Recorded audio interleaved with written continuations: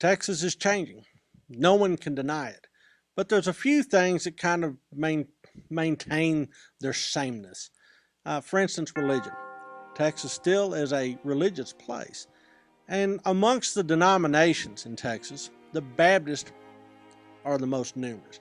They account for about 8% of the church-going public, followed pretty closely by the Methodists, who have about 7% of the church attenders going to Methodist churches.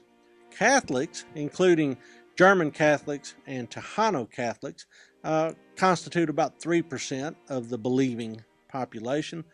And then other denominations kind of fall in behind that, including Presbyterians of all stripes, Lutherans, and Disciples of Christ denominations. Well, Texas is very interested in improving its education and literacy.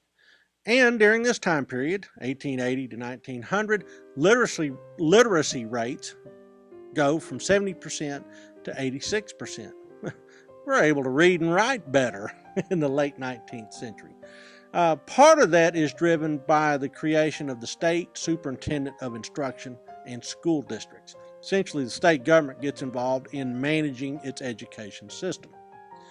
Well, there's also a wave of nostalgia that spreads across the Texas social fabric. For instance, you have a number of painters that begin to paint scenes of heroic Texas, of the Texas heroic age. Henry McArdle paints a famous image of the Battle of the Alamo. William Huddle does something similar with the Battle of San Jacinto. Frank Rowe paints West Texas and the Longhorns.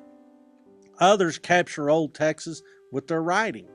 John C. Duvall writes about early Texas. J.W. Wilbarger writes a famous book called Indian Depredations in Texas. And even Charlie Siringo writes his memoirs of life as a trail driver, as a cattleman in the early days. It's not limited to artists and writers. The Texas State Historical Association is founded in 1897, in really propelled by this idea of capturing all that rich history of the state before it's lost. In the middle of all this, women also take an increasingly important role. Not only are they social reformers, starting and propelling institutions like the Women's Christian Temperance Union, but also they start social organizations like the Texas Federation of Women's Clubs. Women are starting to network, and they understand their role in shaping Texas's society. At the same time, Texas women artists like Elizabeth Ney begin to carve into marble the great heroes of Texas's heroic age.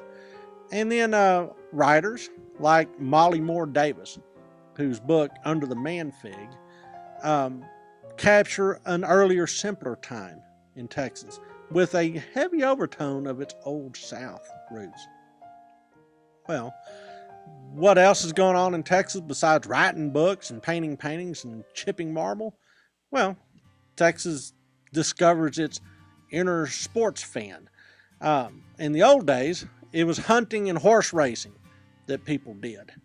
Well, now they go to things like the circus and the theaters, but they also go to baseball games.